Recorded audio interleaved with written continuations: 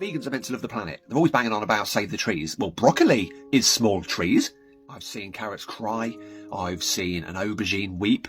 Cauliflowers with what we call rugby player ears. I've seen a walnut blush, and I've seen a butternut squash cough.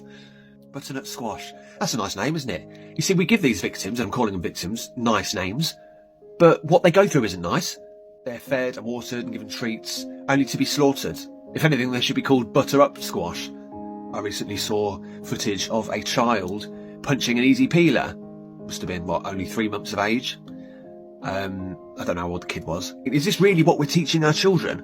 Are we leaving the future to these easy peeler beaters? There's an experiment that a lot of vegans bang on about where they placed an apple and a live rabbit in a cot with a baby. And the experiment was to see which one the baby would eat. Would it eat the apple or would it eat the live rabbit?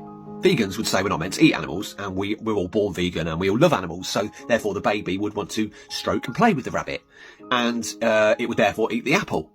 But I have compassion, and I would say the rabbit, that the baby would eat the rabbit, because who's defending the apple here? That thoughtless newborn is not considering the feelings of the apple. Do you know how plums are killed?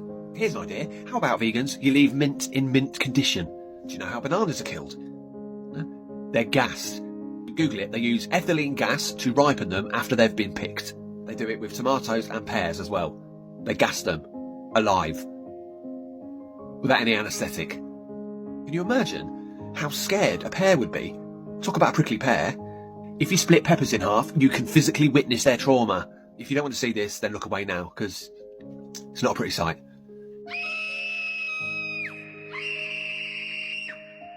Asparagus get queasy.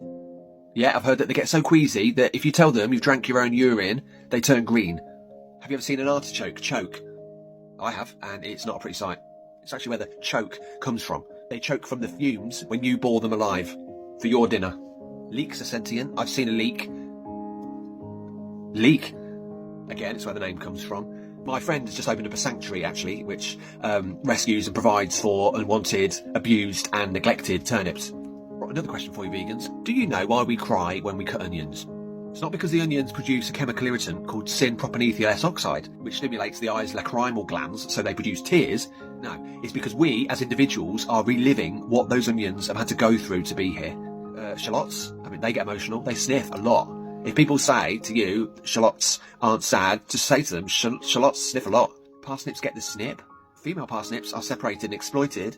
Male parsnips get the snip so that they can't produce baby parsnips. Again, who are we to say which root vegetables can and can't have babies? What, are we God now?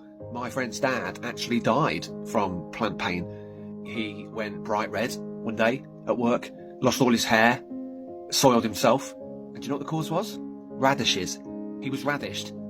People always laugh and make jokes when they say Brussels make you fart, but it's actually destroying the climate.